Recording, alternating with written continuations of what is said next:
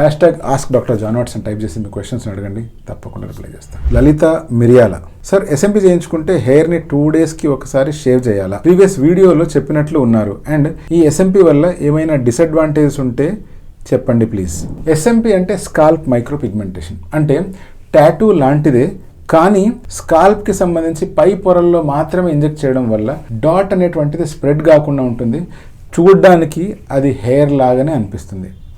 అంతేకాకుండా జుట్టు ఉన్నవాళ్ళు లేదా జుట్టు పల్చగా ఉన్నవాళ్ళు కనుక ఎస్ఎంపీ చేయించుకున్నట్లయితే ఆ ఏరియా చాలా డార్క్గా కనిపించే అవకాశం ఉంది. బట్ ఎవరికైతే జుట్టు మొత్తం పోయింది, అంటే మొత్తం బట్టతల వచ్చేసింది, front, top and crown and only back area, అంటే ఈ తల వెనకాల భాగంలో మాత్రమే జుట్టు ఉంది అనుకోండి, అటువంటప్పుడు కనుక మనం ఎస్ఎంపీ చేసి హెయిర్ లైన్ రీక్రియేట్ చేసి హెయిర్ టాప్ని వాల్యూమ్తో నింపామనుకోండి, అటువంటి సిచ్యువేషన్లో కనుక వెనకాల జుట్టు సైడ్ జుట్టు పెరిగింది అంటే ఈ ఫ్రంట్లో ఉన్న ఏరియా ఏదో పెయింట్ రాసినట్టు అనిపిస్తుంది. అందుకని అటువంటి సిచ్యువేషన్లో తలని ఎవ్రీ 2 డేస్కి ఒకసారి షేవ్ చేయడం అవసరం అయిపోతుంది.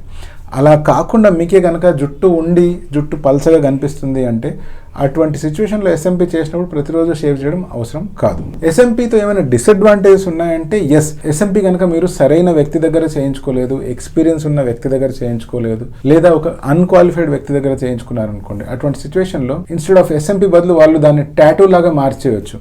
అలా మార్చడం ఏం జరుగుతుందంటే చాలా తక్కువ డెప్త్లో వెళ్లాల్సిన ఎస్ఎంపీ ఇంకా కాస్త కొంచెం డీప్గా చర్మ పొరల్లోకి వెళ్ళింది అనుకోండి, అంటే డర్మిస్ వరకు వెళ్ళింది అనుకోండి, అప్పుడు ఆ పిగ్మెంట్ అనేటువంటిది స్ప్రెడ్ అయ్యే ఛాన్స్ ఉంది. అప్పుడు హెయిర్ లాగా కనపడకుండా ఆ ఏరియా అంతా ఒక రకమైన డార్క్ టింజ్తో కనిపిస్తుంది. అది ఏదో రంగు పూసుకున్నట్టు అనిపిస్తుంది తప్పిస్తే హెయిర్ లాగా అనిపించదు.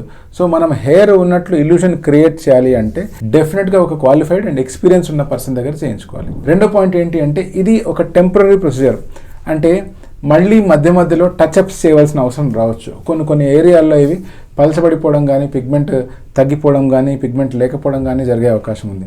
అటువంటి సిచ్యువేషన్లో ఆ ఏరియాస్ని, ఆ ప్యాచీ ఏరియాస్లో మళ్ళీ ఎస్ఎంపీ చేయవలసిన అవసరం రావచ్చు. అన్నిటికంటే బెస్ట్ అడ్వాంటేజ్ ఏంటి అంటే పల్చని తలతో కానీ లేకపోతే కంప్లీట్ బాల్డ్ హెడ్తో వచ్చిన వాళ్ళు జుట్టు ఉన్న లుక్ని తీసుకొని ఇన్స్టెంట్గా ఇంటికి వెళ్తారు. అండ్ ఇది టోటల్ పెయిన్లెస్ ప్రొసీజర్.